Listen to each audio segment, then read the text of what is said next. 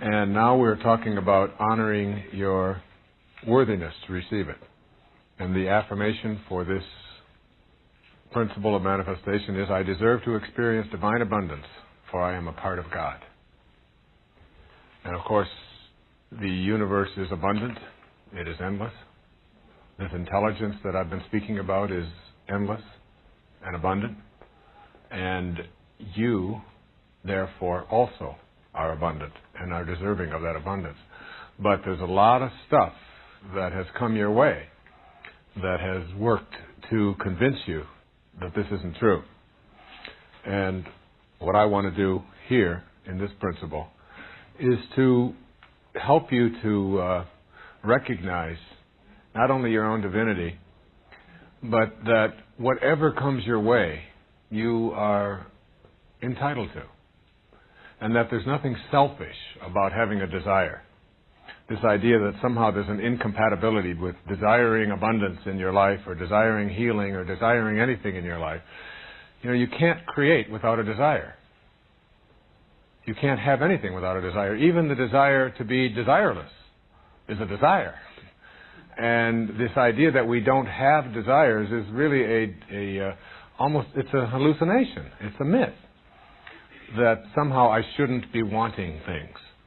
You are a part of the endlessness and the abundance of this divine universe. And you are not incompatible with prosperity and joy and wealth and fulfillment. This is something that you not only can ask for, but are entitled to. And you must know that. Someone mailed this to me that I thought I'd share this with you. It's called I Am Lost. It says, a woman is dying of AIDS. A priest is summoned. He attempts to comfort her, but to no avail. I am lost, she said. I have ruined my life and every life around me. Now I'm going painfully to hell. There's no hope for me. The priest saw a framed picture of a pretty girl on the dresser. Who is this, he asked. The woman brightened. She is my daughter, the one beautiful thing in my life.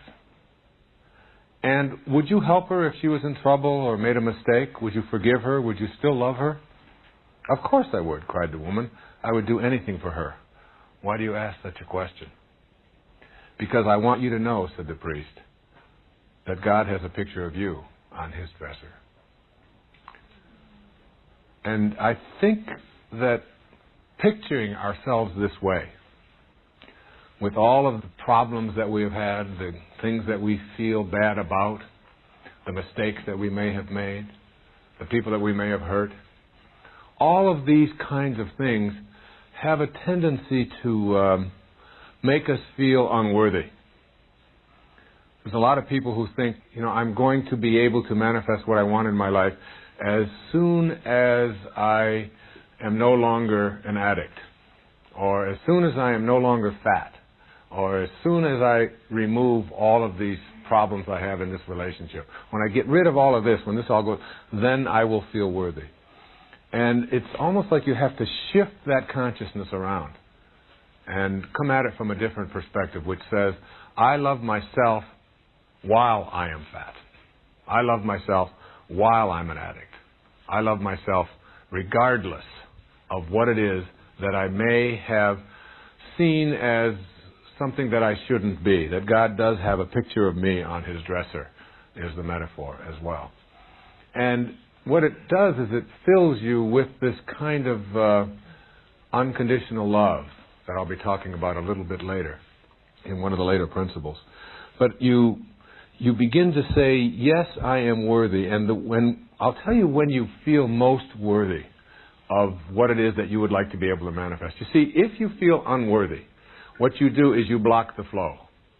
And remember, there's an energy. There's a flowing of energy in everything. That's what manifesting is. And the idea that somehow I shouldn't have this or there's something wrong with it immediately puts you into a feeling or a space of being separate from this thing that you want to manifest. It's like you put up that blockage. Someone asked the question, does God have this for me? Does God want that for me? And almost always when we ask that question, we make an assumption. We're coming from that ego assumption that God and I are separate. And the same thing is true when you're feeling unworthy. What you're really saying is that God has made a mistake here. And there are no mistakes. And this divine intelligence is everywhere. And it's a theme that will run through this entire program. This idea that what I want to manifest has the same divine intelligence in it that is in me and that is in everything. So I'm realigning myself. But you can't realign yourself if you feel like what you would like to have come to you, that you aren't worthy of it. You have to know that you are as worthy of anything showing up in your life as anyone else is on the planet. The essence of this is that you have to be at peace. And being at peace is what enlightenment is. As my teacher told me, enlightenment is being immersed in and surrounded by peace. That's the definition of enlightenment. And it is also what the higher intelligence or the sacred part of you or the higher self always wants. It just wants you to be at peace. Nothing else. It's not asking any more. When you feel unworthy, you're not at peace. The ego has taken over this idea somehow that you have certain obligations, you have to behave in certain ways, you have to fulfill the obligations of your conditioning or of the tribe. That's what starts to take over, and you've got to let go of that. I recently appeared down in Australia with one of my friends, John Gray, who wrote Men Are From Mars and Women Are From Venus, and he's got us on different planets and all of this, and it's a wonderful guy. We had a great time down there. And I was asked to talk about relationships and to write an article. So I wrote an article that I really liked. I called it, Your Soulmate is the Person You Can't Stand. And everybody thought, wow, what kind of a crazy thing is that to say? Because most people, when they talk about they're looking for their soulmate, I finally found my soulmate, and we think alike, and we act alike, and we both like green, and asparagus is our favorite vegetable, and he goes to say something, and before he can even say it, I say it already. Oh my God, we think the same thoughts, and we get up early in the morning, and we both like to meditate, and we both like yoga, and we both eat mushrooms, and we eat them the same way, and he cuts the stems off the same way I cut the stems off. It's just amazing. This is my soulmate. And I always say to those people, you got about 3 more weeks, okay, in this relationship. And this relationship's going to be over. Because this is not your soulmate, okay? I mean, who needs more of what you already are, right? That you're not looking for a mirror of yourself, if you will. Now, we have a tendency to think that. What do we share in common? All right, and then if we're in common, then I'm going to have a peaceful relationship because we're going to always think the same and act the same and so on. That isn't the way it generally works.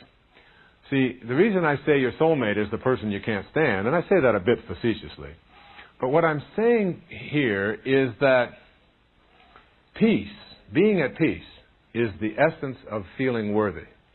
It's the essence of manifesting. It's the essence of enlightenment, being at peace. Any moment that you're at peace, you're in an enlightened state.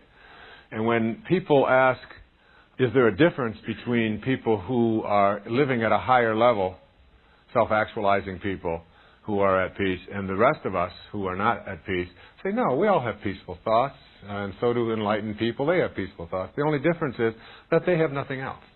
That's all they have. They don't have all of this other stuff that goes with it. All of the anger, all of the judgment, all of the fears, all of the anxiety, the stuff that we have come to believe is just a part of our lives. The self-reproachment, the self-repudiation. We have a tendency to think that this is normal. It's only normal. So along come people in your life who know how to push certain buttons. Okay?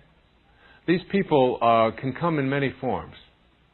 They can come as in-laws. They can often come, and almost always they come as a spouse. And they can come as your children. And when these people show up in your life, they can take you away from your peace. Almost all of us have somebody in our life that we can never get rid of. It's like Kevin Costner talked about in that Waterworld movie of his. They're like a turd that won't flush, You keep flushing, you look at that, still there. That's a good image or not, but I always liked that image. You keep trying and trying, they're back again, right?